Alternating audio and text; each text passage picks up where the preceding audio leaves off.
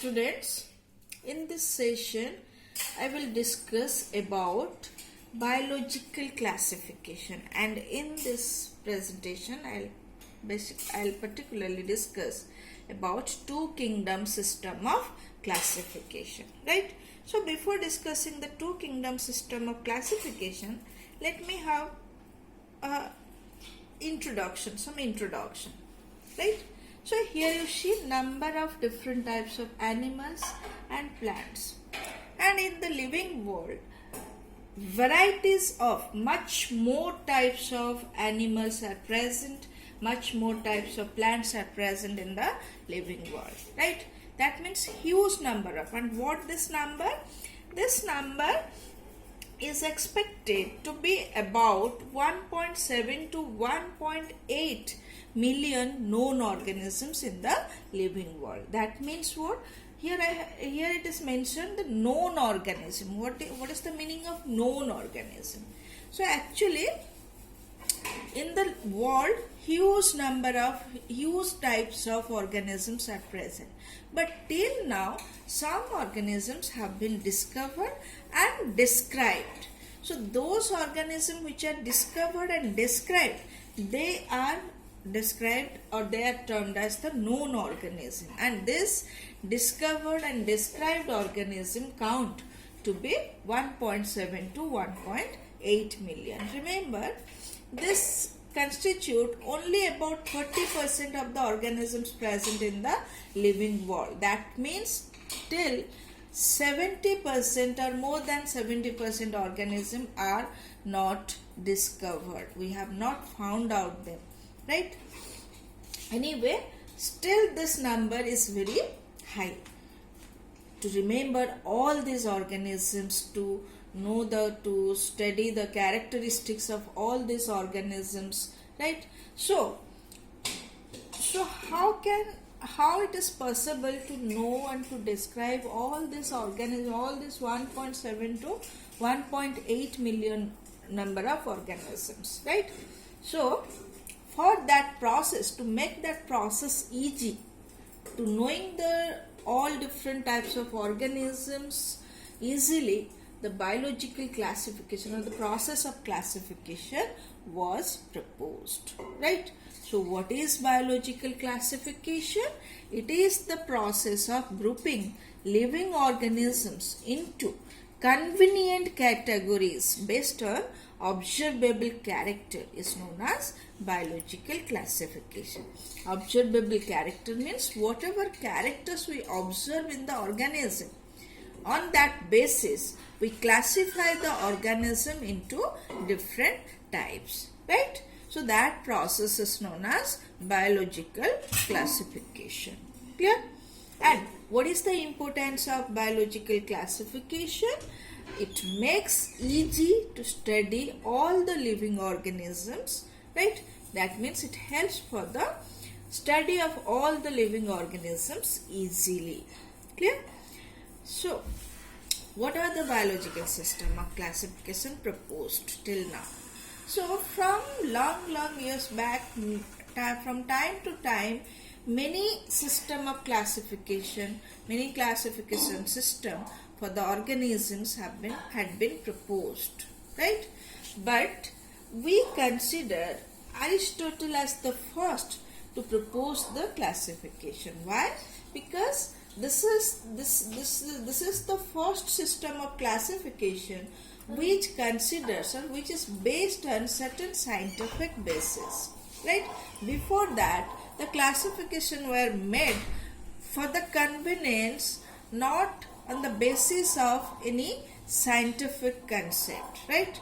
So Aristotle was the first person who proposed classification or who classified the living organisms on certain scientific basis. Remember. Then, so what is his system of classification? He classified the living organisms into plants and animals, right? And then he classified the plants on the basis of structure of stem. Remember, on the basis of structure of stem, Aristotle classified the plants into three categories, that is herbs, shrubs and trees.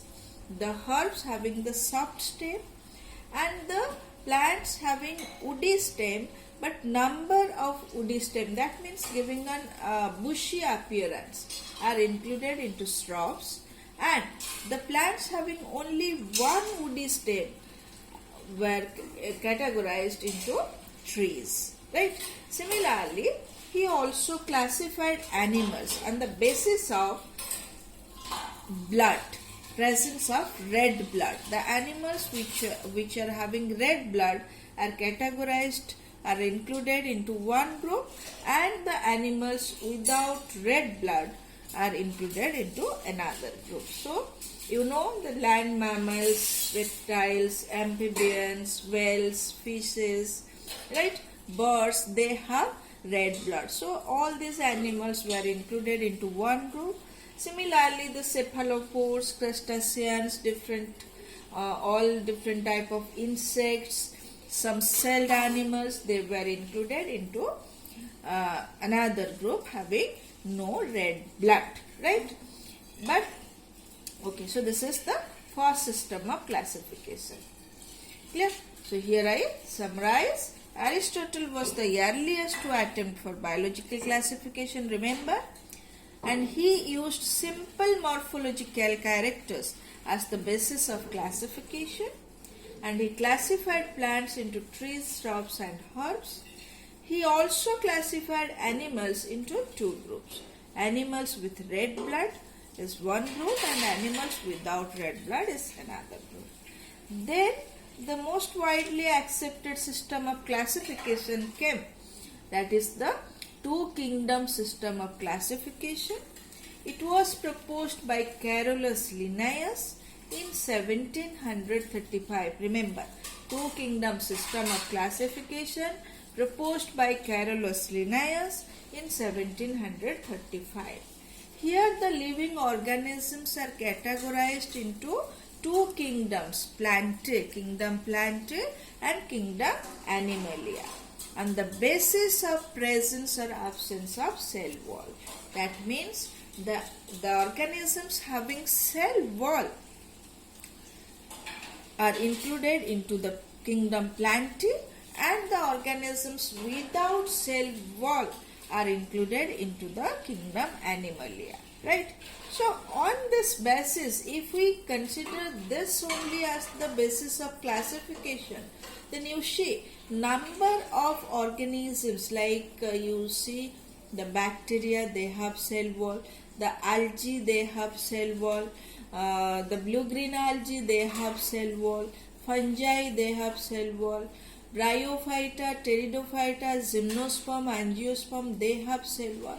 That means all these organisms starting from bacteria to the angiosperms. Bacteria, the most simplest unicellular prokaryotic organism, are included along with the very complex, large size, multicellular flowering plants. Like you can take an example. You can compare the bacteria and a banyan tree. So, show number of differences among them, but only on the basis of cell wall they are included into one kingdom, that is kingdom Plantae, into kingdom system of classification, right? Which is a major drawback. Similarly, in case of animal, the organisms without cell wall, you see the human being, the most advanced animal, they were grouped together along with the protozoans, those who do not have cell wall, so they were included into animal. So as this classification is based on only one character, that is presence or absence of cell wall, so number of drawbacks they have. So what are the drawbacks? The eukaryotes and prokaryotes are grouped together. Just now I explained you one example. The bacteria is the prokaryotic organism, right? Whereas very advanced eukaryotic organism like algae, bryophyta, pteridophyta, angiosperm are included into one group. So that is one point.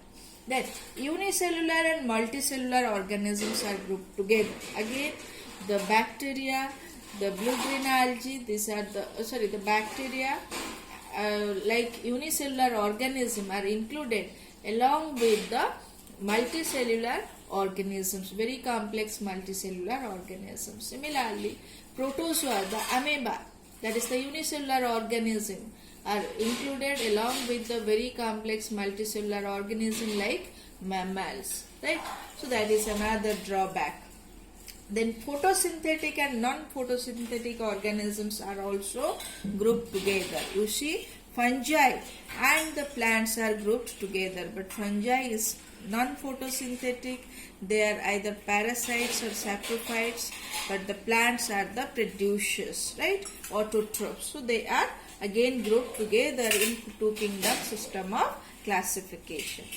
Then it did not indicate any evolutionary relationship between plants and animals. So evolutionary relationship means the relationship which gives us an idea that which organism evolved from which one. So here in two kingdom system of classification, we cannot get any idea about the evolvement of organism and the ancestor of the organism. So that is one major drawback of two kingdom system of classification. Then another most important drawback is a large number of organisms did not fall either of the category. There are some organisms which neither could be included into plant kingdom, kingdom Plantae, nor could be included into kingdom Animalia. For example, here you see viruses and viroids. So viruses means this, I think you know that these are the entities which behave as living inside the living cell and non-living outside the living cell. So that cannot be included into Plantae or Animalia. So that is the point. Viroids. Viroids are the entity that having only the genetic material. The genetic material which when enters into any organism and cause certain diseases, that means without the protein, virus without the protein code, that is the viroids. Then lichens, that is a dual organism having two partner remain present symbiotically. There they establish an obligatory relationship. Lichen is the dual organism having algae and fungi. So they also cannot be included into either Animalia, kingdom Animalia or kingdom Plantae. Euglena. Here you see, this is the euglena, which doesn't have cell wall, right? But they have a proteinous layer which surrounds the cell membrane, and that is known as pellicle, and that provides flexibility to this organism. So to which, whether it will be included into kingdom Plantae or Animalia, that is a question mark. Similarly, slime molds, that is another organism which in its first part of, that means vegetative part of life, they do not have cell wall. But in the reproductive phase or during unfavorable conditions, they develop certain spores which have cell wall. So that means during their life cycle, during certain period they have cell wall, during certain period they do not have cell wall. So these are, they could not be included into either of the kingdom. So these are certain drawbacks because of which two kingdom system of classification needed to get changed, right, with the time. So in the process of with the time, the system of classification is going unchanged to accommodate the organisms, to accommodate all the organisms conveniently. So that is the process of biological classification, and this is about two kingdom system of classification. That's all. Thank you.